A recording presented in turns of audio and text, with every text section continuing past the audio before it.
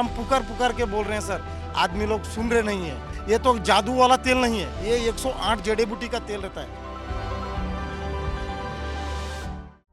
बिहार में बीपीएससी परीक्षा में हुई गड़बड़ी को लेकर एक तरफ अभ्यर्थियों का प्रदर्शन जारी है, वहीं दूसरी तरफ जन स्वराज पार्टी के सूत्रधार प्रशांत किशोर पटना के गांधी मैदान में आमरण अनशन पर हैं।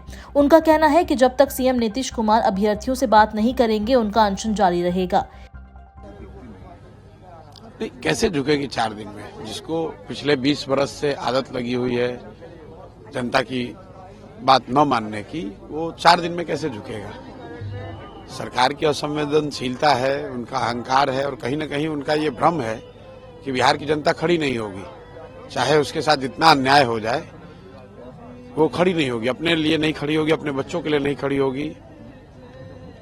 जब चुनाव आएगा तो लोग फिर जातियों में बढ़ जाएंगे, फिर धर्म के नाम पर वोट दे देंगे। इसीलिए लोग जनता की चिंता नहीं कर रहे हैं। इस दौरान उन्होंने ये भी कहा कि 20 साल से जिस सरकार को लोगों की बातें नहीं सुनने की आदत है, वो 4 दिन में कैसे झुकेगी। प्रशांत किशोर 2 जनवरी से बीपीएससी परीक्षा को रद्द करने की मांग को लेकर प्रदर्शन कर रहे छात्रों के समर्थन में बैठे हैं। आमरण अनशन पर बैठे प्रशांत किशोर की 5 प्रमुख मांगे हैं।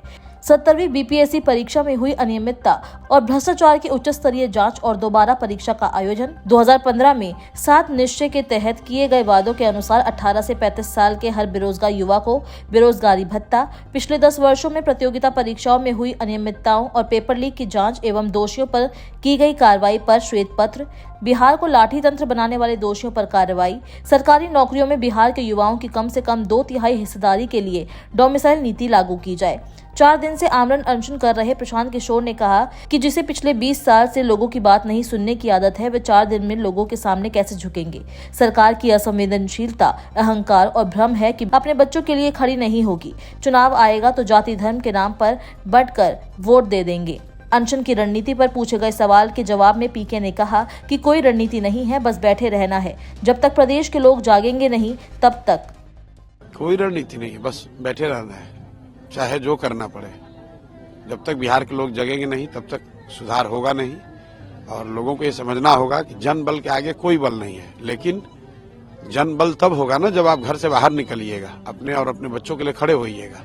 वरना 5 साल बैठ के रोते रहिएगा, बच्चों का पेपर लीक होता रहेगा, बच्चों को नौकरी नहीं मिलेगी, पढ़ाई नहीं होगा, रोजगार नहीं होगा, भ्रष्टाचार होगा और आप उन्हीं नेताओं को बार बार जाति के नाम पर, धर्म के नाम पर, 5 किलो अनाज के नाम पर वोट देते रहिएगा। इससे कभी बाहर नहीं निकल पाइएगा। तो अगर बिहार में बदलाव चाहिए तो आपको, हमको, सबको खड़ा होना पड़ेगा। इसलिए हम अपनी ओर से हम बैठे हुए हैं। आपको भी अपने स्तर पर खड़ा होना है, जो जहां है वहीं से उसको खड़ा होना है, आवाज उठाना जरूरी है। प्रशांत किशोर ने बिहार की जनता को बदलाव के नाम पर उठने और आवाज उठाने के लिए कहा है। उन्होंने कहा कि अगर आप आज नहीं उठे तो 5 साल बैठ के रोते रहिएगा। जब तक बिहार की जनता नहीं जागेगी, तब तक कोई सुधार नहीं होगा। सीएम नीतीश कुमार की प्रगति यात्रा को लेकर भी पीके ने तंज कसा। उन्होंने कहा कि बिहार का युवा आंदोलित है, 20 दिन से सीएम से मिलने का टाइम मांग रहा है, लेकिन सीएम के पास समय नहीं है। ऐसे में उनके यात्रा करने का फायदा क्या। नीतीश कुमार जनता के पैसों में अधिकारियों के साथ घूम रहे हैं। अगर उन्हें यात्रा ही करनी है तो 1 घंटे के लिए किसी गांव में बिना अधिकारी के बैठे। पीके ने कहा कि बीपीएससी की पुनर्परीक्षा कराकर सरकार ने कानूनी तौर पर स्वीकार कर लिया कि परीक्षा में कुछ छात्रों के साथ अनियमितताएं हुई है। इस दौरान उन्होंने विपक्षी पार्टियों के विरोध को लेकर भी अपनी बात रखी।